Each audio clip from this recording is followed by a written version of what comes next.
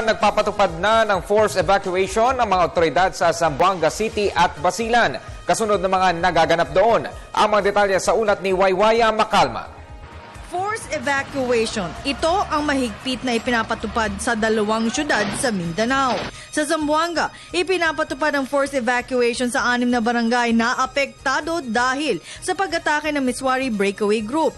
Umaabot sa higit 24,000 katao ang apektado sa ikalimang araw na standoff sa Zamboanga. Sa ngayon ay 22 na ang naiulat na namatay habang 52 ang sugatan at 19 naman ang nahuli o sumuko ng mga rebelde sa otoridad sa Zamboanga.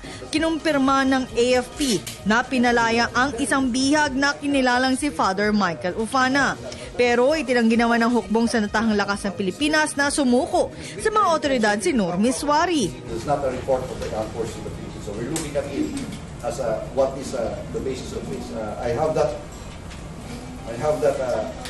down, how do you call this, downloaded.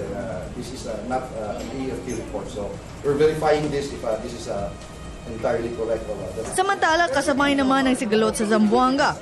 3 araw na umaatake ang grupong Abu Sayyaf, MNLF at BIFF sa Basilan. It's believed to be still the combined elements of ASG, the breakaway force, the Miswari faction of the MNLF, and the BIFF.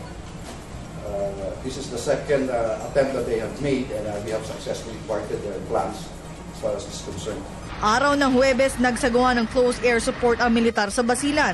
Kaya pinag-utos na ni Colonel Carlito Galvez ang commander ng 104th Infantry Battalion ng Philippine Army ang forced evacuation sa Lamitan, Basilan upang maiwasan ang dagdag na casualties sa hanay ng mga sibilyan. Ayon kay Tutaan, ito ay isang diversionary tactic lang ng grupo, pero siniguro ng AFP sa publiko na nakontain na nila ang lugar ng Lamitan, Basilan at hindi pa kailangan magdagdag ng puwersa sa lugar.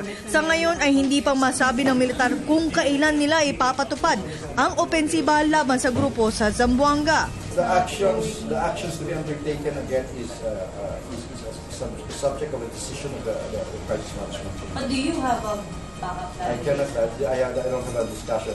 But what we're doing, as I've said, is the sabi kong assessment table namin is everything together, assessing what could be the probable courses of action, what are the probable things to be foreseen. Dahil patuloy pa rin ang isinasagawang negosasyon ng Crisis Management Committee.